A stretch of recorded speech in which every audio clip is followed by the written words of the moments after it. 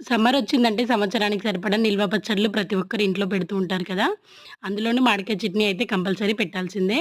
అలాంటి మామిడికాయ చట్నీని సంవత్సరం మొత్తం చాలా టేస్టీగా, ఫ్రెష్‌గా నిల్వ ఉండాలంటే కంపల్సరీ మంచిగా టిప్స్ పాటిస్తూ పెట్టుకోవాలి.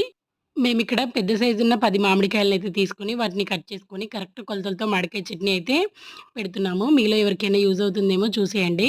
కట్ చేసిన మామిడికాయ ముక్కల్లోకి 100 గ్రాముల ఆవపిండి, 150 గ్రాముల జీలకర్ర మెంతుల పొడి, 250 గ్రాముల వెల్లుల్లి పేస్ట్, అలాగే 250 గ్రాముల వెల్లిపాయలు, అలాగే హాఫ్ కేజీ కారం, హాఫ్ కేజీ ఉప్పు, అలాగే ముందుగా వేడి చేసి పెట్టుకున్న ఆయిల్‌లో జీలకర్ర, ఆవాలు, ఎండుమిర్చి వేసి పోపయితే పెట్టేసుకోవాలి. ఆల్రెడీ మామిడికాయ చట్నీ ఫుల్ వీడియో ఛానల్‌లో ఉంది. ఛానల్ నేమ్ కింద ఇస్తాను. ఇంట్రెస్ట్ ఉన్న వాళ్ళు ఒకసారి చూడండి. వీడియో నచ్చితే ఒక లైక్ చేసి ఛానల్‌నైతే సబ్స్క్రైబ్ చేయండి. Thank you for watching.